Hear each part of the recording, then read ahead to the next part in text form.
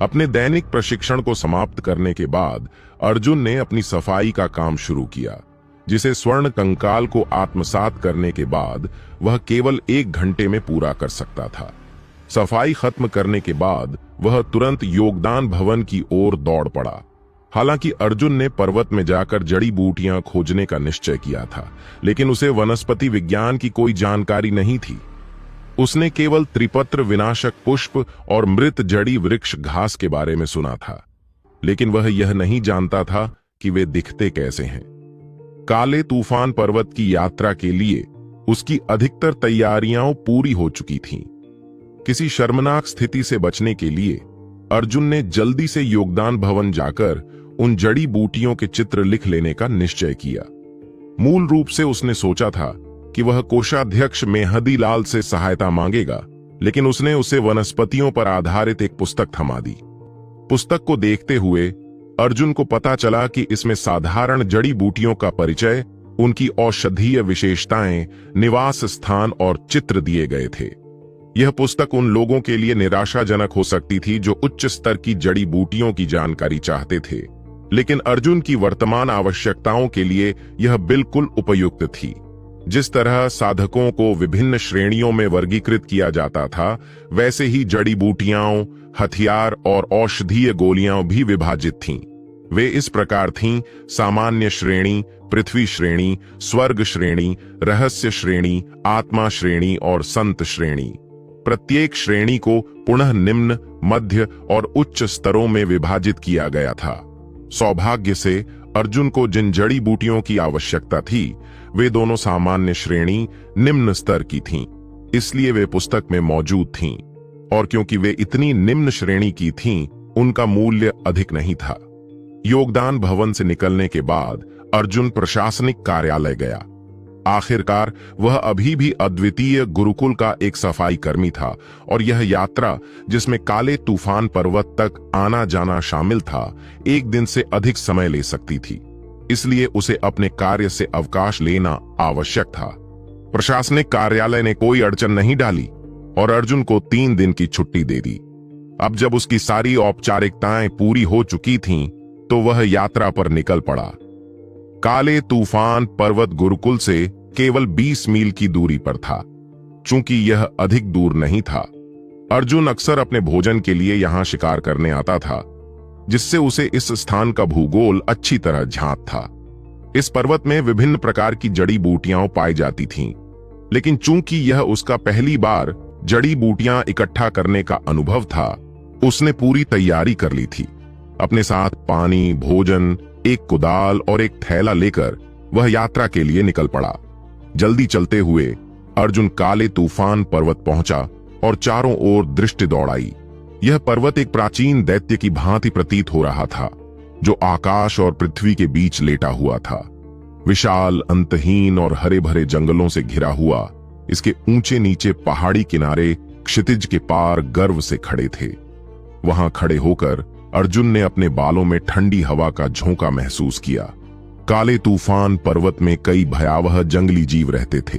कुछ उच्च स्तर के जंगली जीव तो योद्धाओं को भी भागने पर मजबूर कर सकते थे। इसलिए आमतौर पर जब लोग इस पर्वत में जाते तो बहुत अंदर नहीं जाते थे। पहले 30 मील को सुरक्षित क्षेत्र माना जाता था, उसके बाद के 10 मील को खतरनाक क्षेत्र और उससे आगे का हिस्सा जीवन के लिए घातक क्षेत्र कहलाता था। यानी जितना गहरे जाओगे, खतरा उतना ही बढ़ेगा। अर्जुन केवल सामान्य श्रेणी, निम्न स्तर की जड़ी बूटियां खोज रहा था, इसलिए उसे बहुत अंदर जाने की जरूरत नहीं थी। स्वाभाविक रूप से उसे अपनी सुरक्षा की अधिक चिंता नहीं करनी थी, क्योंकि वह केवल सुरक्षित क्षेत्र में ही खोज कर रहा था। इस समय अभी सुबह के शुरुआती घंटे थे और अर्जुन यह याद करने की कोशिश कर रहा था कि क्या उसने पहले की यात्राओं में इन जड़ी बूटियों को देखा था। लेकिन यह मायने नहीं रखता था कि उसने उन्हें पहले देखा था या नहीं, क्योंकि इस बार वह पुस्तक से मिली जानकारी के साथ पूरी तरह तैयार था। अर्जुन को याद आया कि जड़ी बूटियों के उगने के लिए कई संभावित स्थान थे, लेकिन इस समय वह यह भी नहीं जानता था कि जिन जड़ी बूटियों की उसे आवश्यकता थी वे कहां मिलेंगी। फिर भी उत्सुकता और आशा से भरा हुआ अर्जुन काले तूफान पर्वत के जाने पहचाने रास्ते पर बढ़ चला। आधे घंटे की खोज के बाद अर्जुन ने पहली बार सफलता पाई। रास्ते के पास झाड़ियों के भीतर उसे तीक्ष्ण दंत जड़ी का एक गुच्छा मिला। उसे सावधानी पूर्वक इकट्ठा कर अर्जुन ने अपने थैले में रखा और अपनी खोज जारी रखी। उसने सोचा, यह एक अच्छा आरंभ था। रास्ते में चलते हुए अर्जुन ने चारों ओर बिखरी हुई वनस्पतियों को देखा और उसके दिमाग में जंगल की यादें ताजा हो गईं। उसने अपनी शिकार यात्राओं के दौरान इस पर्वत का जो अनुभव प्राप्त किया था, उससे उसे अच्छी तरह पता था कि वह गुरुकुल के किस ओर था और वह रास्ता नहीं भटकेगा। शाम तक अर्जुन ने 4 विभिन्न प्रकार की जड़ी बूटियां इकट्ठा कर ली थीं। जड़ी बूटियों की खोज करना आसान नहीं होता और ऊपर से कई अन्य लोग भी यहां इन्हें इकट्ठा करने आते थे, जिससे उन्हें ढूंढना और कठिन हो जाता था। हालांकि अर्जुन केवल 4 ही ढूंढ पाया, फिर भी वह संतुष्ट था।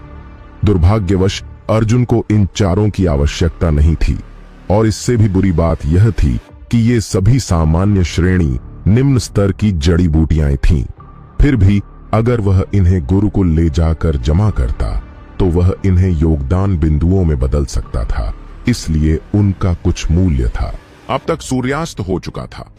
जल्दी चलते हुए अर्जुन आखिरकार एक ऐसे स्थान पर पहुंचा जो विभिन्न प्रकार की जड़ी बूटियों की वृद्धि के लिए उपयुक्त था। यह क्षेत्र बेहद विचित्र था।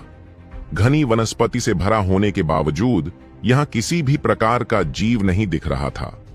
खासकर जहां जड़ी बूटियां उग रही थीं, उसके चारों ओर लगभग 30 फीट तक की जमीन बिल्कुल बंजर थी।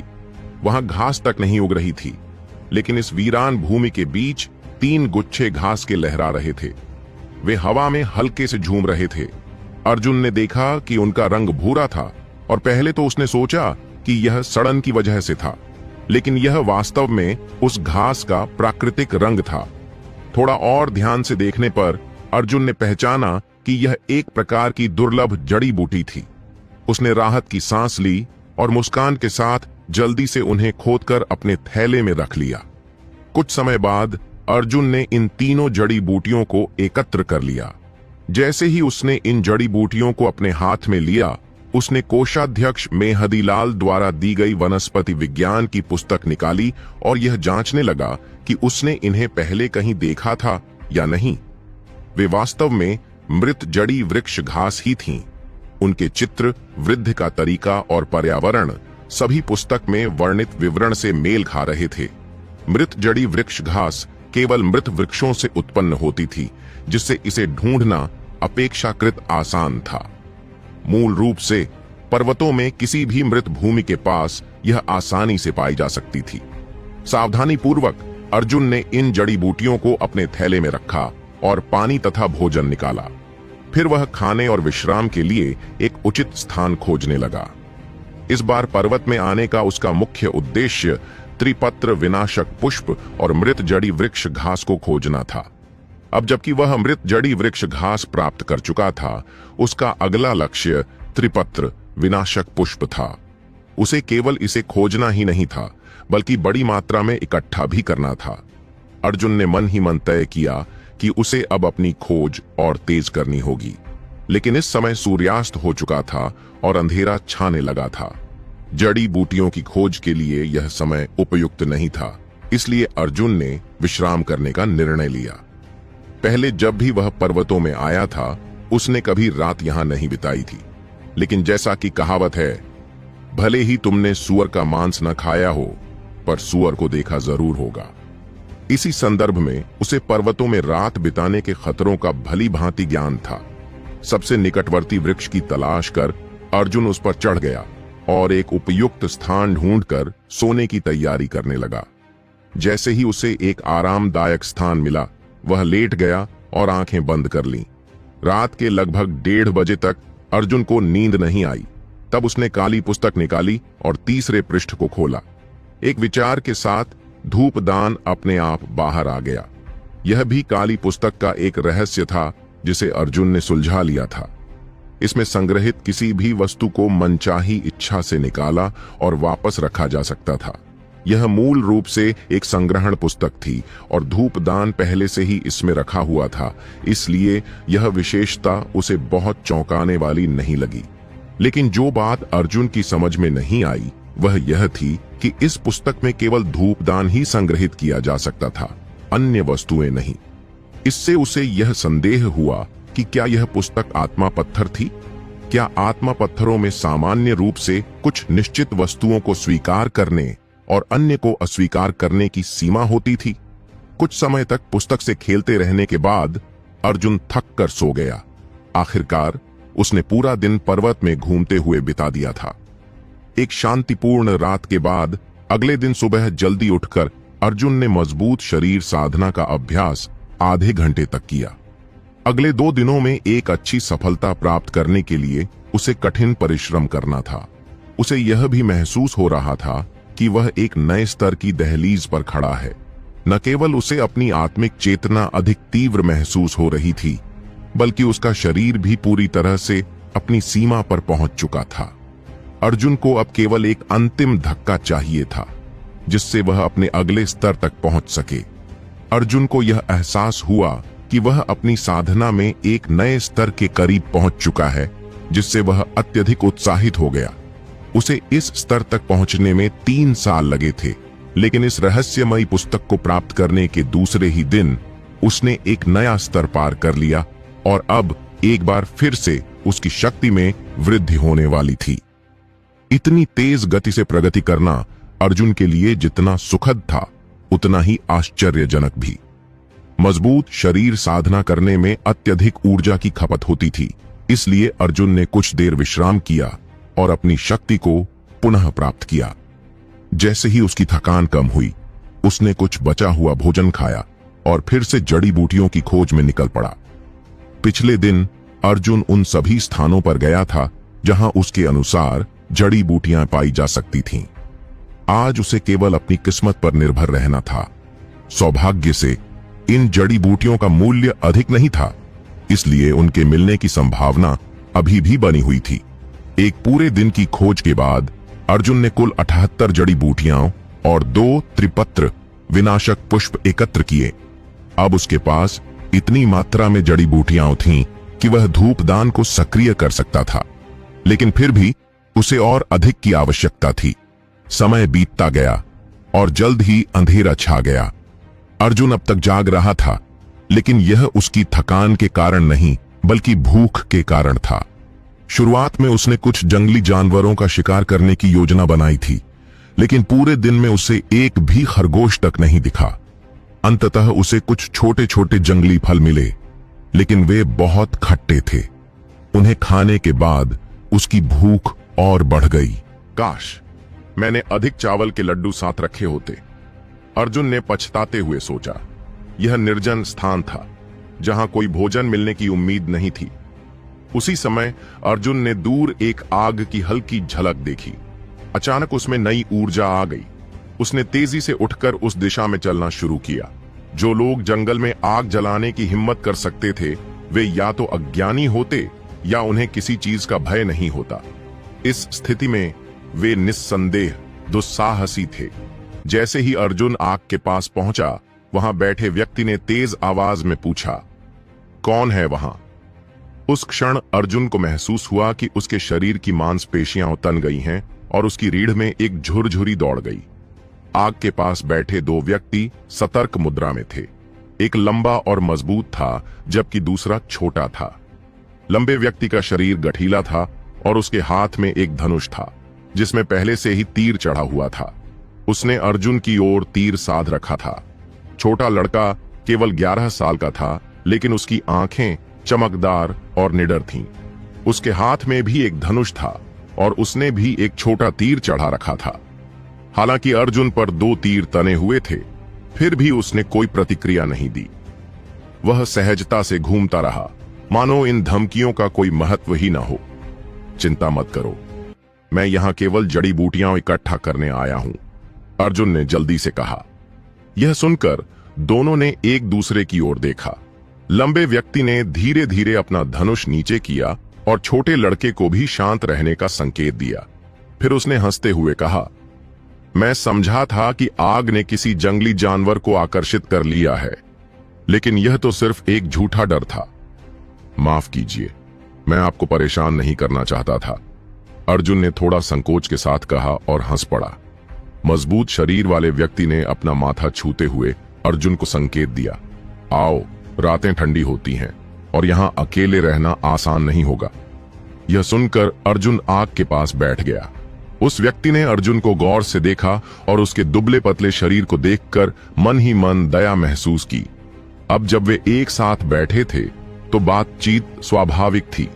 बातचीत के दौरान अर्जुन को पता चला कि यह पिता पुत्र की जोड़ी पर्वत के नीचे के गांव में रहती थी और शिकार करके जीवन यापन करती थी। वे बहुत अमीर नहीं थे, लेकिन उनके पास खाने पीने के लिए पर्याप्त साधन थे। हालांकि लड़का छोटा था, लेकिन वह शिकार में निपुण था और अपने पिता के साथ कई बार काले तूफान पर्वत में आया था। इसलिए उनका पर्वत के बारे में ज्ञान अर्जुन से कहीं अधिक था। अर्जुन ने भी उन्हें अपने बारे में थोड़ा बताया।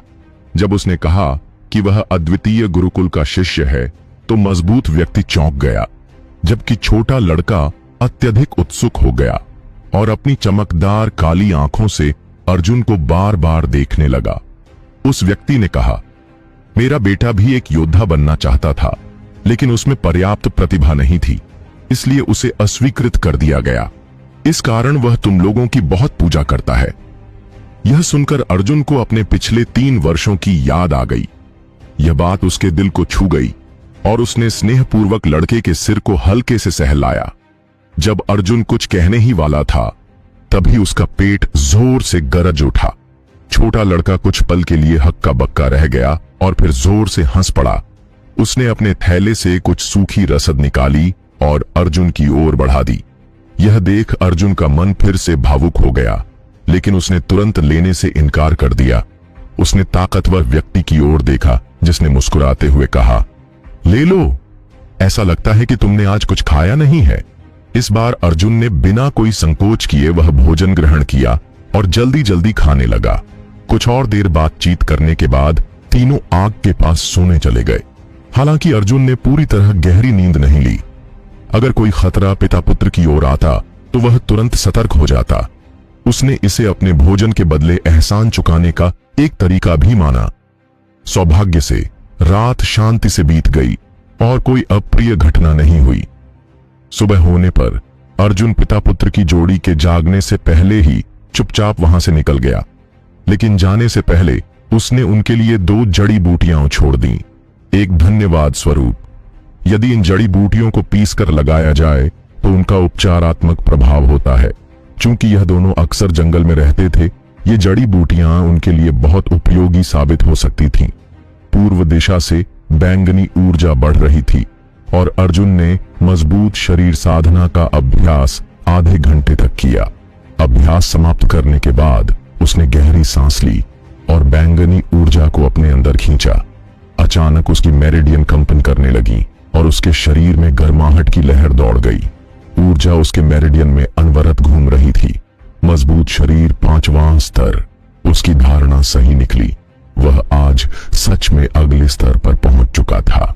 अर्जुन अत्यंत प्रसन्न था और अपने शरीर में मौजूद स्वर्ण कंकाल के प्रति पहले से भी अधिक आभार महसूस कर रहा था।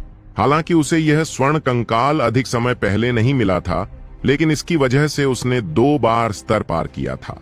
यह गति वास्तव में बेजोड़ थी और यह सब तब हुआ था जब उस पर कई तरह की सीमाएं लगी हुई थीं।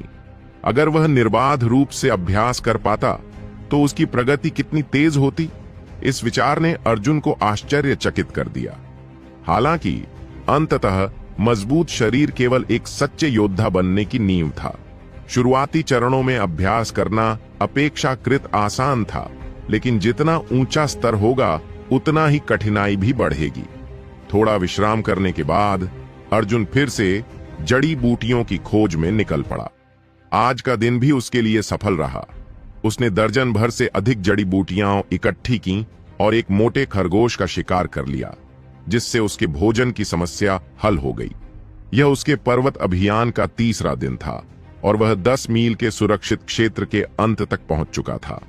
इससे आगे जाना उसके लिए खतरनाक था, क्योंकि उसकी वर्तमान शक्ति को देखते हुए वह इन खूंखार जानवरों के लिए केवल शिकार ही बन सकता था। हालांकि वह अधिक अंदर नहीं गया, फिर भी उसकी उपज अच्छी रही। उसने 20 से अधिक प्रकार की जड़ी बूटियां इकट्ठी कर ली थीं और पिछले 2 दिनों को मिलाकर कुल 40 प्रकार की जड़ी बूटियां उसके पास थीं, जिससे उसकी यात्रा अत्यंत लाभकारी साबित हुई। लेकिन दुर्भाग्यवश जिन 2 मुख्य जड़ी बूटियों की उसे आवश्यकता थी, वे अब भी बहुत कम मात्रा में थीं। 3 दिनों में 40 प्रकार की जड़ी बूटियां इकट्ठा करना कोई साधारण उपलब्धि नहीं थी। भले ही वे सभी सामान्य श्रेणी निम्न स्तर की थीं, लेकिन फिर भी वह उन्हें योगदान बिंदुओं में बदल सकता था। लेकिन इस प्रक्रिया में उसका बहुत सारा अभ्यास का समय बर्बाद हुआ, जिससे उसे कुछ हद तक नुकसान भी हुआ। अब दोपहर हो चुकी थी और अर्जुन उस रास्ते की ओर बढ़ने लगा जो उसे अद्वितीय गुरुकुल वापस ले जाएगा। अर्जुन को केवल 3 दिनों की छुट्टी मिली थी, इसलिए उसे अगली सुबह से पहले वापस लौटना था, अन्यथा उसे कठोर दंड का सामना करना पड़ सकता था। अर्जुन को पूरा विश्वास था कि वह अंधेरा होने से पहले गुरुकुल पहुंच जाएगा। आखिरकार वह केवल 100 मील की दूरी पर था, जो बहुत अधिक नहीं थी। उसके मन में काली पुस्तक के 3रे पृष्ठ को लेकर बहुत उत्सुकता थी। इसके परिणामों के बारे में सोचकर ही उसके कदमों में उत्साह आ गया। आधे रास्ते में चलते हुए अर्जुन ने अचानक एक तीखी चीख सुनी, जो ज्यादा दूर नहीं थी। उसमें एक बच्चे के रोने की आवाज भी मिली हुई थी। यह सुनकर उसने अपने कदम रोक दिए और ध्यान से सुनने की कोशिश की। जल्द ही उसका चेहरा गंभीर हो गया और वह तेजी से आवाज की दिशा में दौड़ पड़ा। आवाज सुनते ही उसने पहचान लिया कि यह बीती रात मिले पिता पुत्र की आवाजें थीं, और वह बच्चे की रोने की आवाज भी उसी छोटे लड़के की थी। निश्चित रूप से वे किसी मुसीबत में थे, नहीं तो वे इस तरह हंगामा क्यों मचाते। पिछली रात उन्होंने अर्जुन को अपना भोजन दिया था और उनकी इस कृपा का बदला चुकाना उसका कर्तव्य था। जैसे जैसे वह उनके पास पहुंच रहा था, पिता की गरजती आवाज और अधिक हताश होती जा रही थी और बच्चे की आवाज धीरे धीरे मंद पड़ रही थी। अर्जुन का चेहरा कठोर हो गया और उसके मन में एक बुरा पूर्वाभास हुआ। जब वह वहां पहुंचा तो पिता की आवाज पूरी तरह से थम चुकी थी। उसके सामने एक ऊंचे टीले में एक अंधेरी गुफा दिखाई दी। गुफा के बाहर झाड़ियों के बीच उलझी हुई एक चांदी की धनुष पड़ी थी। यह वही धनुष था जिसे पिछली रात छोटा लड़का पकड़े हुए था। बिना कुछ सोचे अर्जुन ने अपने सामान जमीन पर फेंक दिए और अपनी इंद्रियों को तेज करते हुए सीधे उस अंधेरी गुफा में घुस गया। गुफा में रोशनी कम थी, लेकिन देखने लायक पर्याप्त थी। गुफा में चारों ओर जाले फैले हुए थे। दीवारों और जमीन पर ये जाले एक दूसरे से जुड़े हुए थे और मोटाई में भिन्न थे। परत दर परत आगे का रास्ता इन जालों से पूरी तरह अवरुद्ध था। गुफा के अंदर नमी थी, छत से पानी की बूंदें टपक रही थीं। अर्जुन ने जैसे ही एक कदम आगे बढ़ाया, उसका पैर जमीन में धंस गया। अपने मन को मजबूत करते हुए अर्जुन धीमे कदमों से आगे बढ़ा। तभी उसने गहरी सांसों की आवाज सुनी। उसके सामने एक मानव आकार का कोकून झूल रहा था, जिसे मकड़ी के जाल से लपेटा गया था। इसके ऊपरी हिस्से से एक चेहरा झलक रहा था। यह वही ताकतवर शिकारी था जिससे अर्जुन रात को मिला था। चिंतित होकर अर्जुन उस फंसे हुए शिकारी की ओर दौड़ा। यह देखकर उसे राहत मिली कि वह केवल बेहोश था। अर्जुन की आवाज सुनते ही शिकारी धीरे धीरे होश में आया और कमजोर स्वर में बोला, मेरे बेटे को बचाओ, उसे अंदर घसीट लिया गया है। मैं तुमसे विनती करता हूं, उसे बचा लो। उसे अंदर घसीटा गया। अर्जुन यह सुनकर सन्न रह गया। उसने शिकारी को जाल से निकालने की कोशिश की, लेकिन मकड़ी का जाल बहुत मजबूत था। अपनी वर्तमान शक्ति के साथ वह इसे नहीं तोड़ सकता था, इसलिए उसने उसे वहीं छोड़ने का निश्चय किया और गुफा के अंदर दौड़ पड़ा। पीछे से शिकारी ने चेतावनी दी, सावधान रहो, वह राक्षसी मकड़ी है। राक्षसी मकड़ी? यह सुनते ही अर्जुन का दिल तेजी से धड़कने लगा। ये राक्षसी जीव सामान्य जंगली जानवरों की तरह नहीं होते थे। उन्हें हत्या करने में आनंद आता था। वे वास्तव में अत्यंत भयानक थे और अर्जुन अपनी वर्तमान शक्ति के साथ उनके सबसे कमजोर रूप से भी नहीं लड़ सकता था। काले तूफान पर्वत में पहले 30 मील का क्षेत्र सुरक्षित माना जाता था, क्योंकि वहां ऐसे खूंखार जीव नहीं होते थे। लेकिन दुर्भाग्यवश यहां एक मौजूद था। यह वाकई अप्रत्याशित स्थिति थी। अब जब उसे यह ज्ञात हो गया कि वह एक घातक राक्षसी जीव का सामना करने वाला था, अर्जुन पहले से अधिक सतर्क और धीमे हो गया। उसने अपने कदम हल्के किए और सुरंग में आगे बढ़ने लगा। लगभग 10 फीट अंदर जाने के बाद अर्जुन ने छोटे लड़के को देखा। वह अपने पिता की तरह ही एक कोकून में लिपटा हुआ था और एक बड़ी मकड़ी के जाल से हवा में झूल रहा था। उसके ठीक बगल में एक विशाल फूलों के पैटर्न वाली मकड़ी बैठी थी। उसने अपने मुंह में एक नली दबा रखी थी जो सीधे बच्चे के बाजू में घुसी हुई थी। अर्जुन ने स्पष्ट रूप से देखा कि बच्चे की नसों से गाढ़ा लाल खून निकलकर उस मकड़ी के मुंह में जा रहा था। गुफा की जमीन पर विभिन्न जानवरों की हड्डियों का ढेर लगा था। यह देखकर समझ में आ रहा था कि यह राक्षसी मकड़ी कितने समय से यहां रह रही थी और कितने निर्दोष जीवों का शिकार कर चुकी थी। अर्जुन के पास सोचने का समय नहीं था। हर एक क्षण की देरी का मतलब था कि बच्चा मृत्यु के और करीब पहुंच रहा था। एक पल के लिए शांत रहकर उसने अचानक पूरी ताकत से मकड़ी की ओर छलांग लगा दी। अर्जुन की अचानक की गई इस हरकत से विशाल फूलों के पैटर्न वाली मकड़ी पूरी तरह से चौंक गई। जैसे ही अर्जुन आगे बढ़ा, उसके प्रहार से मकड़ी की ओर फैला हुआ जाल फट गया और पूरी गुफा हिल उठी। मकड़ी भी अर्जुन के साथ नीचे गिर गई और उसी समय छोटे लड़के का कोकून भी टूटकर जमीन पर आ गिरा। अचानक हुए इस हमले से मकड़ी बेहद क्रोधित हो गई। उसकी 8 लंबी बालों से ढकी टांगें जमीन पर जोर से पटकने लगीं और उसकी सारी आंखें अर्जुन पर केंद्रित हो गईं। अभी अर्जुन ठीक से खड़ा भी नहीं हो पाया था कि मकड़ी ने एक ही छलांग में उस पर हमला कर दिया और उसे जमीन पर दबोच लिया। गुस्से में अर्जुन ने अपनी पूरी ताकत से एक मुक्का मकड़ी के गले पर जड़ दिया। इस हमले से वह कुछ क्षणों के लिए स्तब्ध हो गई, जिसका लाभ उठाते हुए अर्जुन ने एक जोरदार किक मारी, जिससे मकड़ी हवा में उछलकर दूर जा गिरी। अर्जुन एक ही झटके में खड़ा हो गया और सतर्क मुद्रा में नीचे झुक गया। उसकी आंखें पूरी तरह से मकड़ी की हरकतों पर केंद्रित थीं। इस छोटे से संघर्ष के बाद अर्जुन का तेजी से धड़कता हुआ दिल थोड़ा शांत हुआ। अब उसे यह समझ आ गया कि यह राक्षसी मकड़ी बहुत अधिक शक्तिशाली नहीं थी। अगर यह उच्च कोटि की होती तो अर्जुन के लिए इससे लड़ना असंभव हो जाता। यह शायद पहले स्तर की राक्षसी मकड़ी थी। हालांकि यह मकड़ी भले ही पहले स्तर की हो, लेकिन अर्जुन की वर्तमान शक्ति के लिए यह फिर भी एक कठिन प्रतिद्वंद्वी थी। दोनों अपने प्रतिद्वंद्वी को परख रहे थे, लेकिन मकड़ी अधीर होती जा रही थी। और केवल वही नहीं, अर्जुन को भी जल्द से जल्द इस लड़ाई को खत्म करना था। छोटे लड़के ने बहुत अधिक खून खो दिया था और जहर उसके शरीर में फैल रहा था। अगर अर्जुन जल्द कुछ नहीं करता तो उसे बचाना असंभव हो जाएगा। अचानक मकड़ी ने अपना मुंह खोला और एक लंबा चांदी जैसा जाल अर्जुन की ओर उगल दिया। यह उसके हमले की शुरुआत थी। पहले ही अर्जुन इस जाल की ताकत को देख चुका था, इसलिए वह पहले से ही सतर्क था। उसने तुरंत एक करवट ली और बाल बाल बच गया। मकड़ी ने अर्जुन के बच निकलने पर कोई प्रतिक्रिया नहीं दी और फिर से अपने जाल छोड़ने लगी। जब तक अर्जुन को यह एहसास हुआ कि वह उसे लक्ष्य नहीं बना रही, तब तक बहुत देर हो चुकी थी। पूरी गुफा जालों से भर चुकी थी, जिससे उसके बाहर निकलने के सारे रास्ते बंद हो गए। क्या यह मुझे मरने तक लड़ने पर मजबूर कर रही है? अर्जुन हल्के से हंसा।